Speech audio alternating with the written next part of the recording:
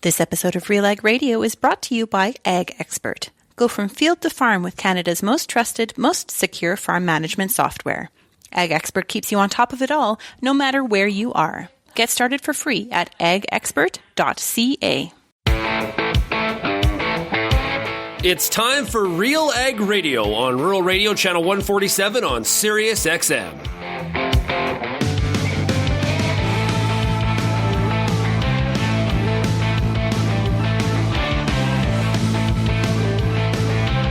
RealAg Radio and RealAgriculture.com is your home for insight and analysis of the issues that are impacting your farm business. Let's get real and get connected with RealAg Radio.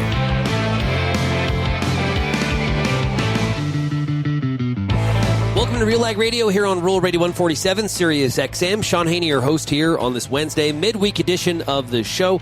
Hey, thanks so much for making RealAg Radio and Rural Radio 147, of course, a big part of your workday. Great lineup all day, focused on agricultural information, the markets, commodities, and a whole bunch of other stuff. Appreciate you being here. And also, hey, big shout out as well to everybody listening out there on the RealAg Radio podcast, wherever you are farming, Canada, the U.S., and of course, beyond, overseas, somewhere out there in the world. We appreciate you tuning in and making Real Agriculture one of the places that you get your information and insights.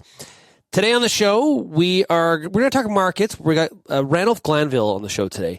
He is with Grainfox. We're going to talk about what he sees going forward when it comes to the agricultural commodity complex. As well, I'm going to ask him about China. And does he see China taking action against some of these agricultural commodities like many are speculating? And what does he see some of the follow-through being in that regard? We're also going to hear today from Brad Dubeau. He is the general manager of the Alberta Beef Producers. I'm sure you have seen on the television, heard on radio, there are some bad wildfires burning in Alberta. And it's having an impact not only on the natural resources industry, of course, we're going to cover that in the top ag news stories of the day today, but it's also impacting farmers and livestock. So we're going to get an update from Brad. I know he's been in touch with some of his members with Alberta Beef Producers, and it's definitely impacting. It's just, it's easy. Well, it's easier to evacuate people as opposed to livestock. There's a whole bunch of more logistical issues that go with that when you're dealing with a 1,500-pound animal. So to speak. So we'll hear from Brad on that one. And as I already noted, we'll have time today for the top ag news stories of the day. If you have any feedback on today's show, we'd love to hear from you. You can send me an email, shaney@realagriculture.com. You can also call the RealAg feedback line, 855-776-6147, or find us across all the different social media channels like YouTube and the others. Make sure you subscribe to our YouTube page, our YouTube channel. We got a lot of great stuff there, so make sure you do that if you go to YouTube. I do want to hit on, yesterday I was watching CNBC in the morning, and they had the CEO of Monarch Tractor on there. And I'll tell you about Monarch Tractor just in a second, but they've put out their Disruptor 50 list. Now, they've been doing this for a number of years, but I've identified six agricultural companies that are that are really focused in the industry of agriculture. Now, there's a few others that I think their technology, their service could be applied in agriculture, but there's really six, which is, I think, kind of phenomenal and shows you the interest right now in agriculture and food production. So, like I said, it's the 11th year. And what's also interesting is that these are companies that have been identified as there's the list, the name denotes disruptors. So there's a lot of innovation. They're looking to change the way an industry does things. So and with all of them, what's interesting is there's also a bit of a slant towards sustainability. Like a lot of them mention that in some of their summaries. So if you go to realagriculture.com, you can find, I have a link there in my story to the list of the full 50. Here's the agricultural companies that were identified by CNBC, okay? Pivot Bio, you've probably heard of them. Pivot Bio's breakthrough could disrupt the $180 billion synthetic fertilizer market over the next decade and reduce greenhouse gases. It's set to transform how farmers grow their crops. This is basically making crops like wheat and corn and canola where they fix their own nitrogen. Okay, so Pivot Bio definitely on the market. It's in the U.S., not in Canada yet. Hasn't got approval. It has sought the approval, but hasn't gotten approval from the PMRA. Bee Hero. Here's another one. Bee Hero. So they were 38th on the list. Pivot Bio, I should say, is number 12. So Bee Hero is number 38. Founded in 2017, this innovator has developed a way to decrease crop risk tied to bees and increase crop yields. Of course, there's a bit of an AI play when it comes to this one. So Bee Hero provides commercial beekeepers with a service that can remotely track and monitor apiaries to diagnose problems in hives and care for honeybees, which are needed to pollinate crops. And of course, you know that. Number 34 on the list was Mass Reforestation. The Seattle-based startup, which cultivates seedlings and nurseries to restore forests, sends mega drones to rapidly plant tree seeds within 30 days after wildfires. So this could something that could be used in Alberta, where the wildfires are burning pretty bright right now. Number 41 on the list was Grub Market. Grub Market is the company works directly with farmers and growers as well as buyers with a suite of software solutions that include inventory, warehouse management, grower accounting, and mobile apps for food wholesalers and distributors. So that kind of sounds like an ERP program. I think I'm saying this right. Bowery, they're number 46 on the list.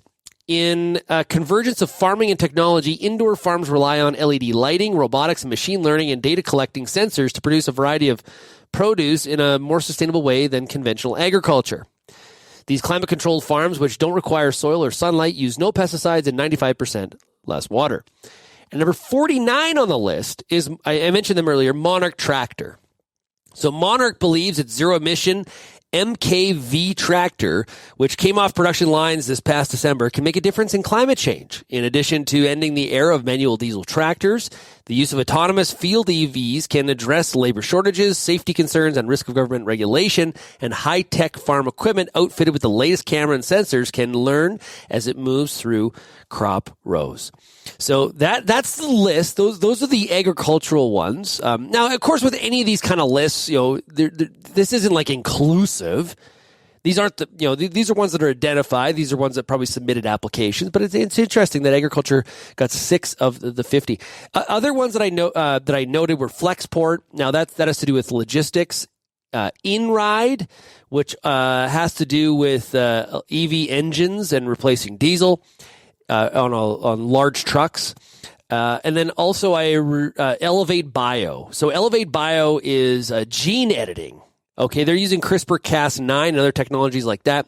It's in the healthcare space, but I kind of thought, maybe some of the techniques are transferable to plants. They're referred to an equivalent of a tech stack when it comes to gene editing in the pharmaceutical industry. So interesting stuff. You can find the whole entire list by going to RealAgriculture.com. We'll see. So far, every time I bring up EV tractors, for example, farmers get not a lot of interest. It's going to have to show value. It's not just going to be like, oh, that's super cool, I'm just going to jump into that. It was interesting. I watched the video with the Monarch Tractor CEO yesterday on CNBC, and he was talking a lot about the fruit and veg industry, like small tractors, EV, autonomous, constant. There's a lot of repetition when it comes to application of products in that situation. So that might be where we see a lot of that. We'd have to do more research on Monarch. I've heard of them, but I haven't done a lot of research. So if you knew something about them, make sure you send me that email, shaney@realagriculture.com.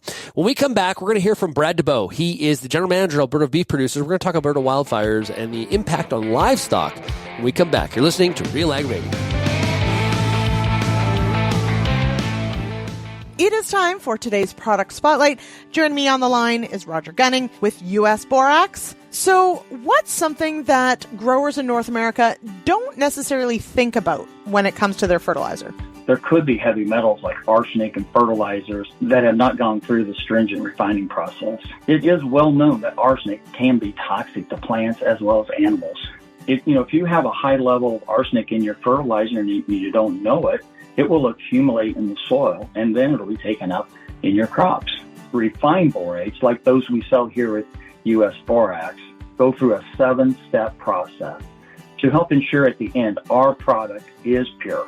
How then can growers get more information if they want to know more about US Borax? Definitely take a look at our website, agriculture.borax.com, or give me a phone call, 773-923-7420. All right, Roger, thank you so much for joining me on the show today. Did you know that Pioneer now has a full lineup of Enlist E3 soybeans? Take a look at Pioneer brand Enlist E3 soybeans for the highest yield potential and for the best agronomic package and herbicide trait options. From the lab to the field, Pioneer brand Enlist E3 soybeans are the best in beans, period. Ask your local Pioneer representative about Enlist E3 beans.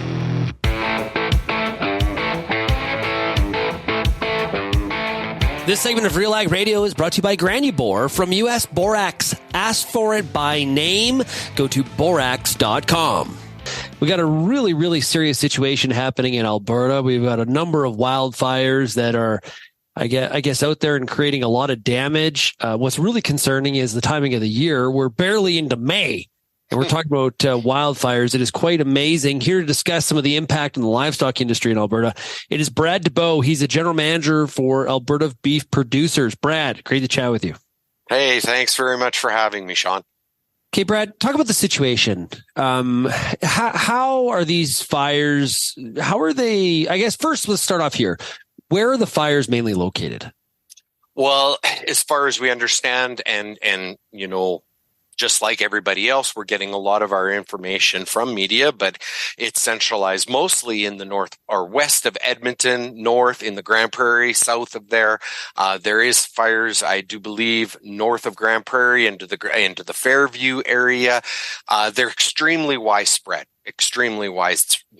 We do know that we've had producers either very, very close or directly affected, but still waiting on, the confirmed numbers from who has been affected, just because it's been such a fast-moving situation.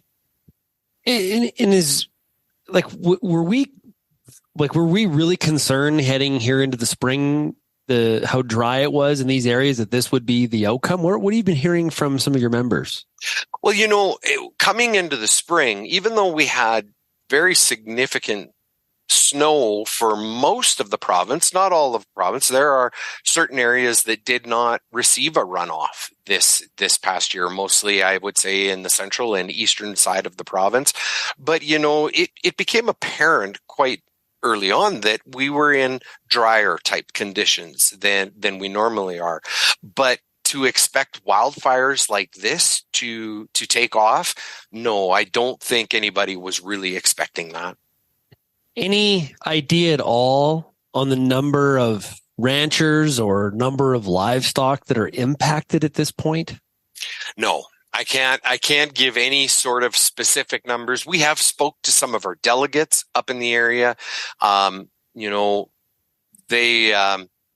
They weren't directly impacted, but the wildfires came very, very close to their operations. We do know that in a couple of circumstances, there have been some operations that have lost maybe just a handful, but I hesitate to go there yet because it's important to be able to do a full assessment of the situation once things have calmed down. First and foremost, we've always got to think about human safety and, of course, all the safety of the firefighters up there trying to get these things under control or hopefully out. And of course, we are always also thinking about the livestock end of things, but we try to have a balance and make sure that people are safe and then try to get those animals to safer ground.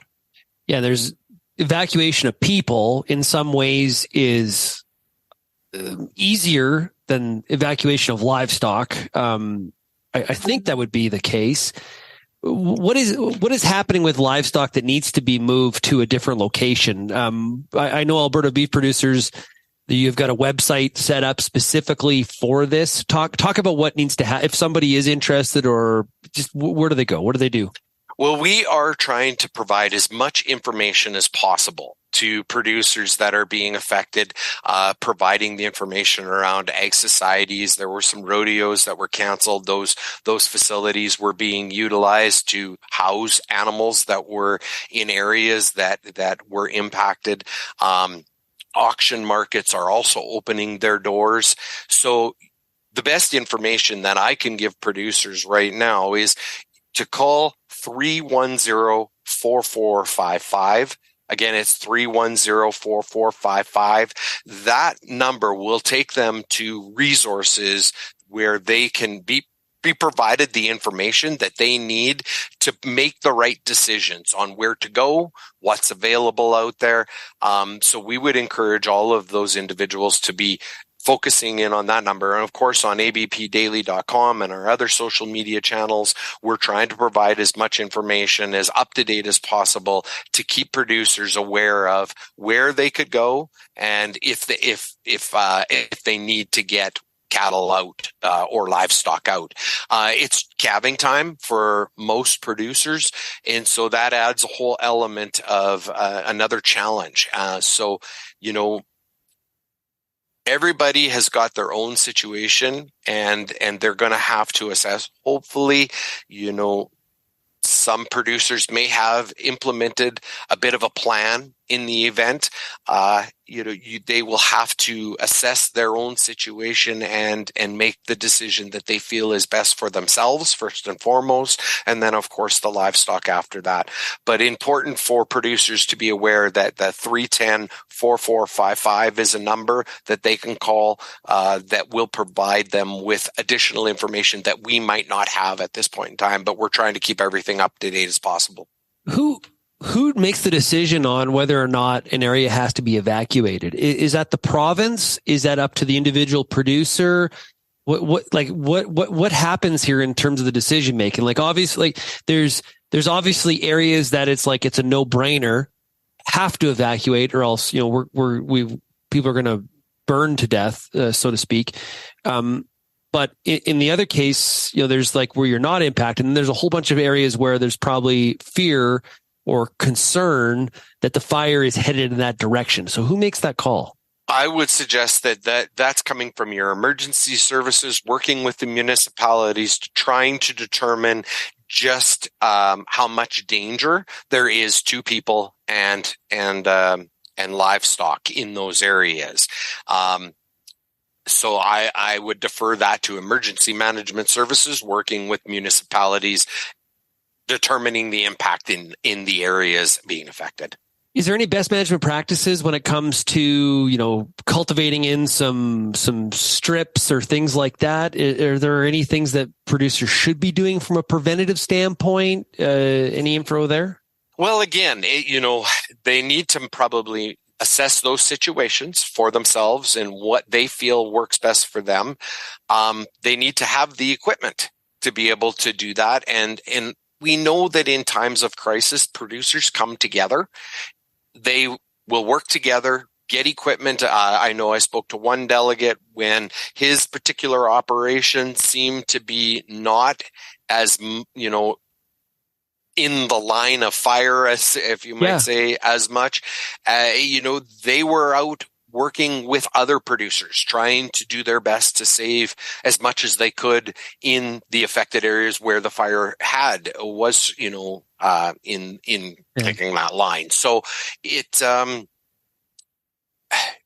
when it comes to best management practices, I think it's unique to each operation because of we are so different within our operations, and it's going to depend on how much probably forested area, where is the fire located to your structures, your infrastructure, where is the best spot to move cattle that are calving that it might not. We're talking some pretty significant herds in that area, 500-600 head. It's not going to be easy to just load them up and get them out on liners. And of course, evacuated areas, you can't have transport trucks going into. So it's working together, trying to make the best decisions that we can for ourselves and for the livestock that potentially could be affected. Brad, really appreciate you joining us here today. Thanks so much. It is a very serious situation that's impacting, of course, some of our great ranchers in the province of Alberta, and wish everybody out there all the best and stay safe. So, Brad, thanks so much for being with us. Absolutely. And we say the same thing, wishing all of our producers the very best, looking out for themselves and each other, in a really difficult time, and Alberta Beef Producers is there for them in the sense that we will be assessing the situation, trying to determine what those needs are as we start to see things settle down. So I should have asked this. Is there any emergency disaster relief, some federal provincial money at this point, or? Not that I am aware of. Of course, we are very high level, making a list of things that we feel that producers will probably have been affected. And so, we're starting to put that together. We're trying to gather as much information to work with government at the provincial and federal level, if need be, to try and find those resources for producers and work with government to make sure that we continue to look after our industry after this is past us. Brad, thanks a lot. Take care. Tell you what, we could really use is some rain in some of these parts. That would be like, we've got a lot of firefighters, volunteers as well, trying to help with fighting the fires, trying to do the appropriate evacuations.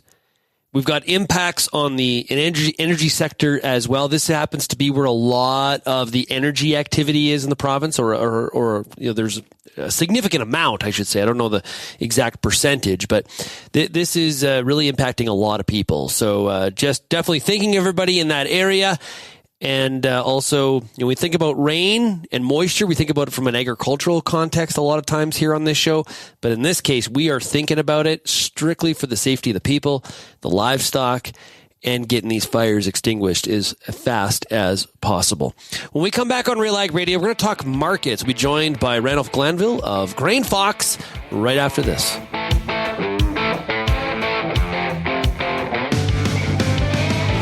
As you head out into the field this season, the Corn School's got you covered. Everything from tillage discussions, weed control info, field trial results, yield strategies, and more. The Corn School on RealAgriculture.com has the information and advice you need to help you succeed. Brought to you by Pride Seeds and BASF. Corn School episodes are available at cornschool.com, from RealAgriculture.com, or as a podcast from your favorite streaming service. Download the latest episode today.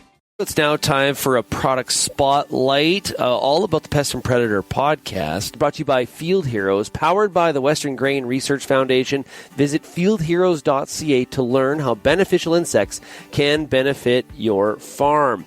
Joining me right now is Dr. John Gawlowski. He's an entomologist with Manitoba Agriculture. Okay, we got another season of the Pest and Predator podcast. John, what is the Pest and Predator podcast, and what can listeners expect in what I can't believe is going to be season 4?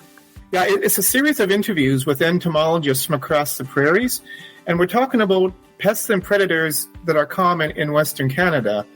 And what we'll be doing is we'll be bringing you the latest information on pests that you may encounter in your fields and the beneficials that help to control them. And with each episode, we feature a different entomologist on a different topic.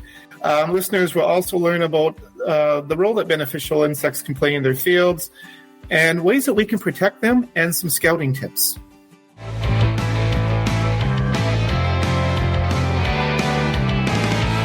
We talk about a lot of agronomic products here on RealAg Radio, but this one I want you to pay attention to in particular.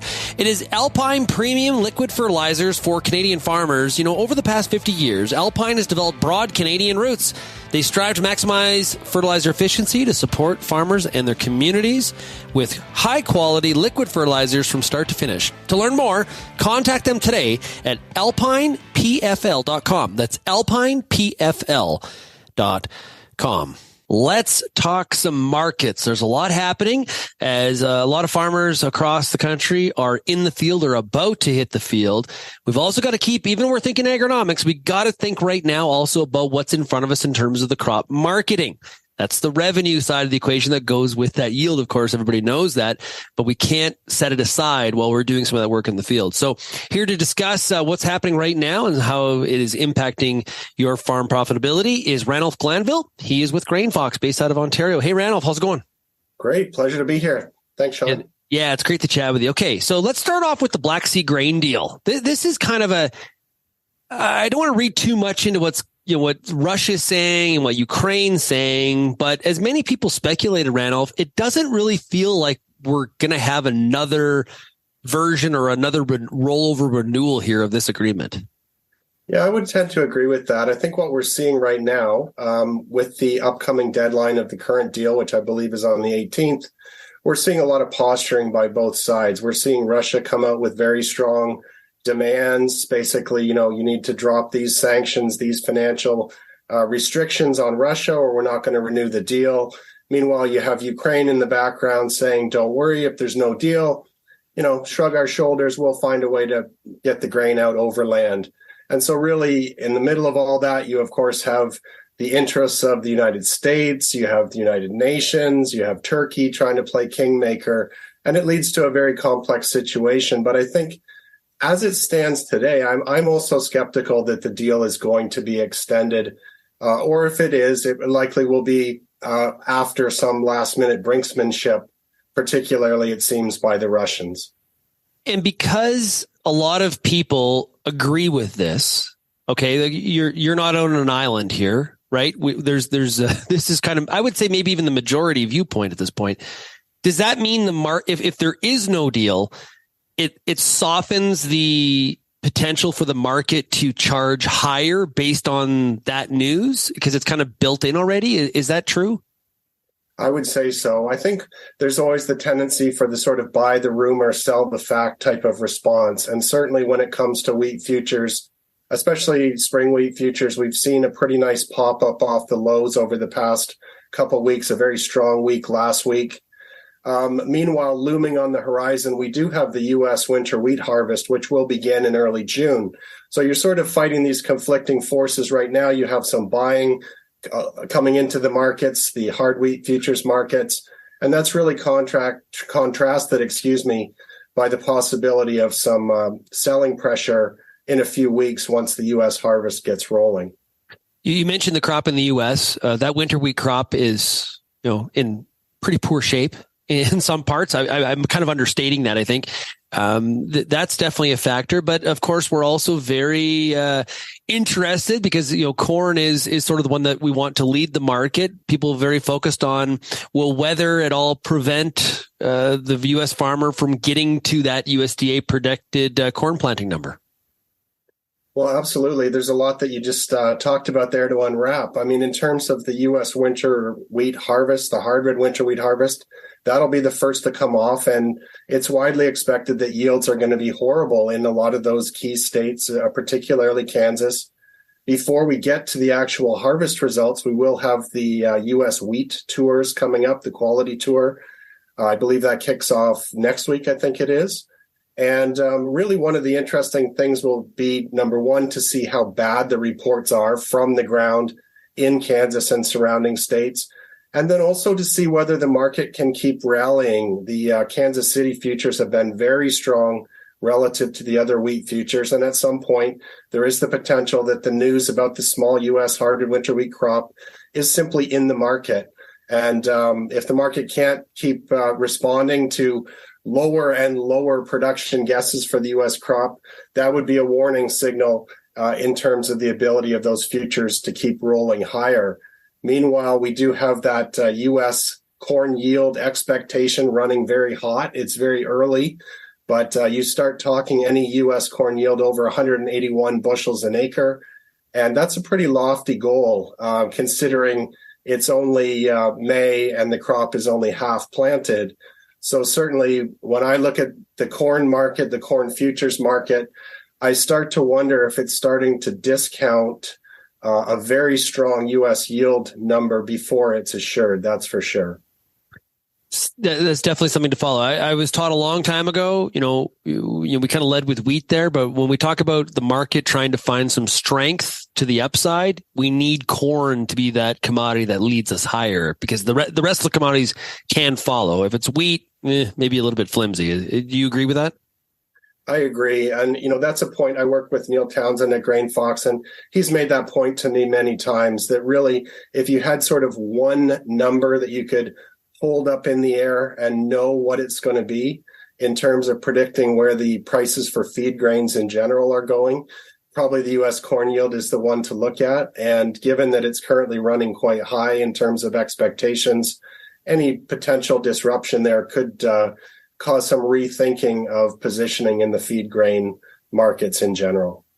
One of the big news stories geopolitically is I think in the last few days is what the decision that Canada has made, persona non grata in regards to the Chinese ambassador and basically sending the ambassador back to China based on this interference relative to MP Michael Chong in Ontario.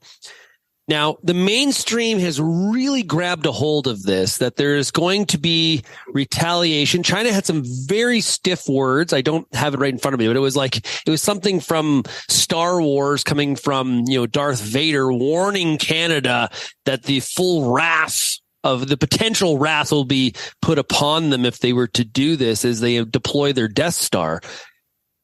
What are you expecting? Are you expecting China to retaliate against Canadian commodities? Well, that's a great question. I certainly don't have any inside information. I guess the thing I would say is that every instance where you have a political disagreement that potentially leads to a trade disagreement is different. So in terms of the media saying Canada did this, therefore direct comparison to the Huawei situation, therefore China will do that, I'm skeptical. And the reason is that between countries, including China and Canada, it's quite common to have these diplomatic disputes. And usually what you see where one diplomat is expelled, usually the playbook is that the other country will then ask a diplomat to leave their country. And so that's what I might look for first, would be perhaps some lower level retaliation. And in terms of the trade, obviously, I think we can all agree that the last thing that Canadian agriculture needs is more trade problems coming from political issues. And I would suggest that we may want to look a little bit more closely, perhaps, at China in terms of its motivation. And recently, China has actually been buying quite a lot of Canadian canola, which is encouraging. And not only is that encouraging for the cash market in terms of where prices are today, it's somewhat encouraging when I look at this situation, because if somebody needs our canola, it reduces the likelihood of a major immediate flare-up in terms of actual trade. So I'm hopeful that an actual trade problem can be avoided. I think there's still room for diplomacy here, and I hope, obviously, that prevails. You beat me to it. I was just going to ask you, doesn't all of this, the answer to this will be found whether China needs the commodities or not? Because that's been kind of the track record here. When they don't need U.S. soybeans, they are much more willing and able to say, we're not going to take any U.S. soybeans. We all go crazy, but they weren't going to buy any anyway because they had other supplies. It kind of comes down to that in this example as well, right? Absolutely. I think China, probably more than any other major global powerhouse politically and economically, tends to take a pragmatic view and a long-term view. And what I mean by that is that China's leaders are not, at the mercy of a 2-year or a 4-year political cycle. They're able to sit back and sort of carefully assess the lay of the land when it comes to key commodities, imports, exports, who they want to have good relations with. And so I do think that before China does anything, they will think it through. And I think Canada's been a very good provider of canola and other commodities, and China has certainly needed them. So let's hope that leads to some kind of non-trade related resolution to this issue. Banning an ambassador is nothing new, right? Going back to the time, Elizabethan times, ambassadors were banned from court. Like this is a tactic that is used. It's meant to send a message. Doesn't mean that ambassador at some point won't be welcome back. But this is definitely a tactic that's been used in foreign affairs and diplomacy for a very, very long time. All eyes on. I sometimes wonder too, the fact that the media has grabbed so a hold of this. I'm a little bit in the mindset that we're a little bit overblown here? Like, you know what I mean? Like when something hits the front page, it's like, okay, do the opposite. I don't know. That's just kind of in the back of my mind. I mean, certainly the media has jumped all over this and is immediately pointing to certain possible outcomes before those are assured. I'm not sure we're quite in the situation as I see it, where it's an immediate, cover story, and you say, okay, let's start thinking as a contrarian. This is a new and it's a developing theme. I do agree with what you're saying, though, that some of the media coverage probably is a little overdone, hopefully, in terms of the sort of straight line nature of the cause and effect that's in play here. And I imagine that China is probably waiting to see if there's anything further from the Canadian government. I haven't seen anything today, but... Well, and Ranulf, here's the other piece of it. And I know they have targeted Canadian canola before, so everybody jumps to that one. But a lot of times the question you ask yourself is, how do we put, some pressure on the government that's in power? Targeting Western Canadian farmers is not exactly how you get to this current federal government. I would suggest I would target things that are coming out of Quebec as a target. If I was China, maybe China shuts down that baby formula plant that is in Ontario as an example. Like there's different ways to go about this. In the case of Canada, when they were targeting the US as applies to MCOOL, they were going after states where that certain senators were in that they wanted to influence, that were like mattresses and things like that, right? So this can be very, very, very targeted. I think we shouldn't just jump to conclusion of canola. And it may end up being canola. It may not be, but there's a bit of a wider swath of considerations here, for sure. We're going to take a quick break. When we come back, we've got more with Ranulf Glanville of Grainfox. We're talking more on the markets. When we come back, you're listening to RealAg Radio.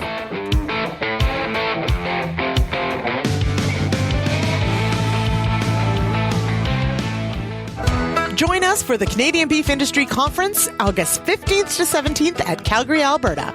Spend time networking on the trade show floor, hear from keynote speakers, take in breakout sessions designed to increase profit, manage your rangeland, and navigate trends. Get up close to advanced techniques and hands-on demos, and experience bullfighting at the closing party. Proud, innovative, and loyal, we are beef. Registration is now open. Visit CanadianBeefIndustryConference.com for full details and to register. Whether you're seeding, harvesting, or anything in between, the Wheat School on RealAgriculture.com has you covered. Timely agronomic information from industry experts available online anytime. Give your wheat crop a good start and a great finish with the Wheat School on RealAgriculture.com. Brought to you by C&M Seeds, Syngenta Canada, and the Alberta Wheat and Barley Commission.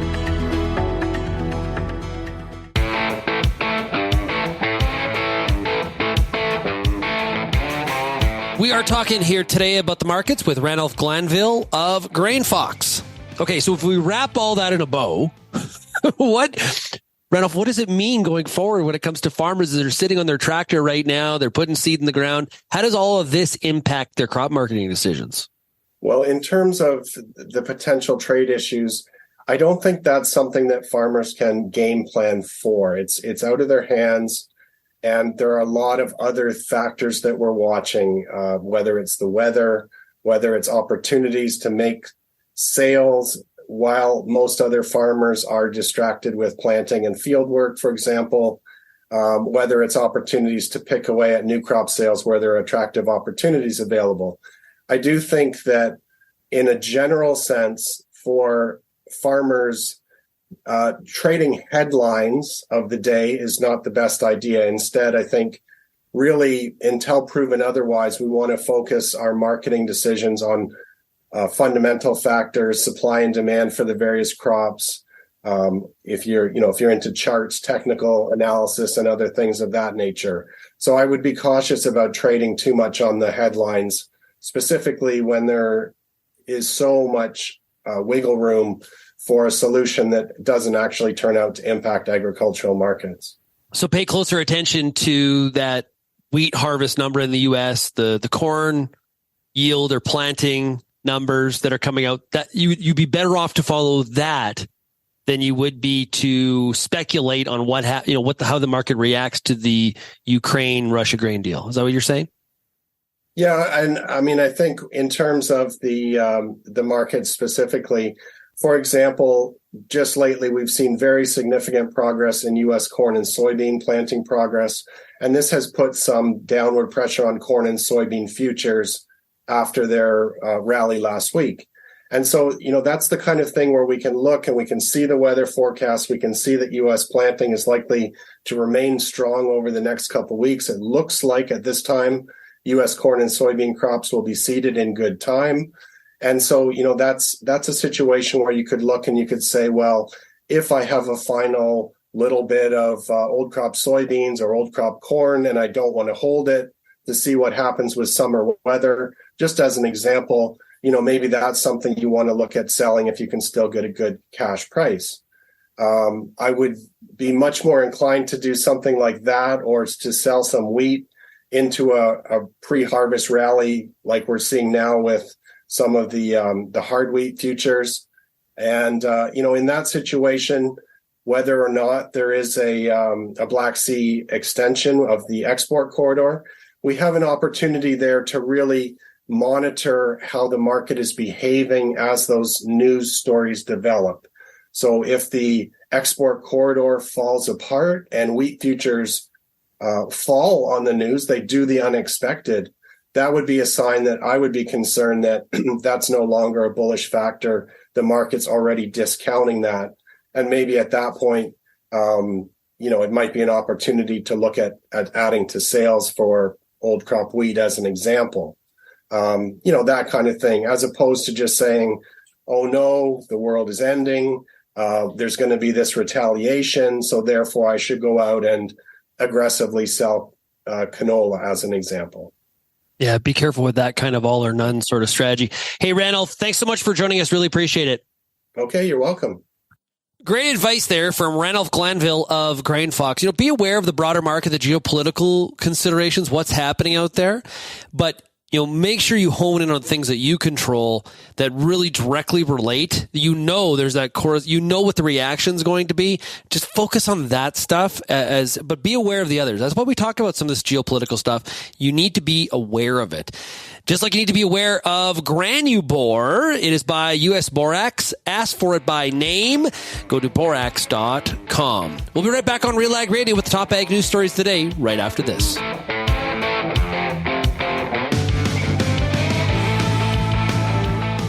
ABJ Agri-Products is North America's exclusive distributor for air bubble jets and easy jets. These sprayer nozzles reduce the number of driftable droplets and at the same time maintain a uniform droplet size, primarily between 300 and 400 micron, ensuring more even dispersion of your chemical products, providing reduced drift and increased plant coverage. Let us help improve your spraying operation by visiting abjagra.com. That's abjagri.com. Canola is more than just a pretty face in the prairie landscape. It's a big business, both here and around the world, that requires you to be informed and up to date on everything it takes to grow a successful crop. The Canola School on RealAgriculture.com has an expert library of video resources covering markets, agronomy, and more to help you grow a healthy and profitable canola crop. Visit canolaschool.com today. Brought to you by BASF Canada and Invigor Hybrid Canola.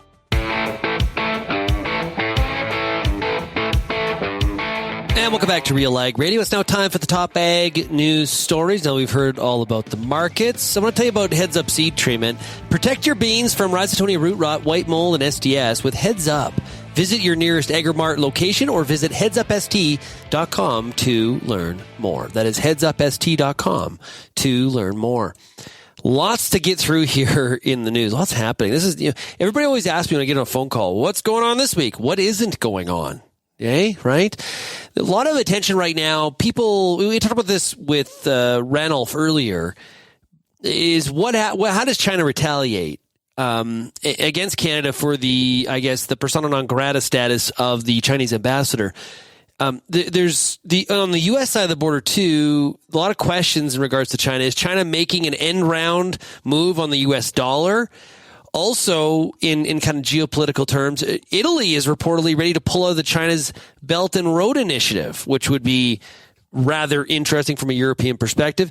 Meanwhile, Pakistan is seeking a long-term deal to pay for Russian oil imports with the Chinese yuan. Wow. This whole Chinese yuan story on what is the future currency, this is getting a lot of attention in the U.S. I'm not sure it's getting the attention outside of the U.S. like it's getting inside the country, but it's definitely something that is a big part of the discussion in the U.S. for sure. Meanwhile, India and Canada, I mentioned this yesterday, but India and Canada aim to seal an initial agreement this year to increase their trade and expand investment while setting out a mechanism to deal with disputes, said in a statement on Wednesday. This is a story from the Globe and Mail. India's Commerce and Industry Minister met his Canadian counterpart, Mary Ng, in Ottawa on Monday, along with fellow business leaders. Quote here basically saying the EPTA would cover, among others, high-level commitments in goods, services, investment, rules of origin, sanitary and phytosanitary measures, technical barriers to trade, and dispute settlement. The story goes on. They said they would like to finalize a memorandum of understanding on their cooperation this year. The two countries last year relaunched negotiations on a comprehensive economic partnership agreement. We're talking about trade here of about $6.5 billion, so nothing to sort of shake your head at. There's 600 Canadian companies and organizations that have a presence in China. So this is an important trade deal to Canada. I sort of roll my eyes a little bit here because we keep on being told on some of these new trade deals, the USMCA is a really good example. This deal really sets the path for faster dispute resolution. No, it doesn't. No, it doesn't. We have not experienced that. That has not been the outcome so far based on our experience. And that's with the U.S. Let's talk about India. And if you think about some of the fumigation requirements that India has put on us, they do not on pulse crops. They do not exactly have a very good track record here when it comes to lowering non-tariff trade barriers. I often say a lot of the tension goes on China. Hey, if you think China's hard to deal with, let me introduce you to their neighbor India, which is in a whole other category to themselves. So this is going to be a bit of a challenge for Canada to not sell why we should have a free trade agreement with India, but they're going to have to sell us that on how this is a different experience than what we've currently been seeing, especially when it comes to CETA. Okay, the agreement that Canada has with the Europeans, because there's another good example where the best of intentions, it reads fine, but you know what? When rubber hits the road, Europe is going to Europe, and they throw up a lot of blocks. Look, that's the concern Canada has. Like the Canadian Cattle Association and the Canadian Pork Council, that's the concern they have with the UK just joining the CPTPP, is they don't necessarily follow the rules at all times. Now, the U.S. will probably say, well, Canada, look at you. You're not following the rules on dairy and the allocation of TRQs. Like, there's always going to be disputes. The question is, can we actually solve the disputes in a timely manner that doesn't really disrupt the course of business? We did talk about the Alberta wildfires earlier. Natural gas prices surged in Western Canada as wildfires forced drillers in the nation's largest producing region to shutter supplies. So blazes in Alberta have cut energy output by equivalent of about 500,000 barrels a day. So that's significant. Tens of thousands of people have been evacuated, and there were still 88 active fires as of Tuesday afternoon. Federal government put out a press release this morning saying, in recognition of the significant financial challenges that are facing Canadian producers, the Minister of Agriculture and Agri-Food, the Honourable Marie-Claude Dubeau, confirmed that the interest-free limit of the advance payments program has been increased from $250,000 to $350,000 for the 2023 program year, effective on May 8th. Okay, so that's 2 days ago. This is the portion of advances on which the Government of Canada pays the interest on behalf of the producer.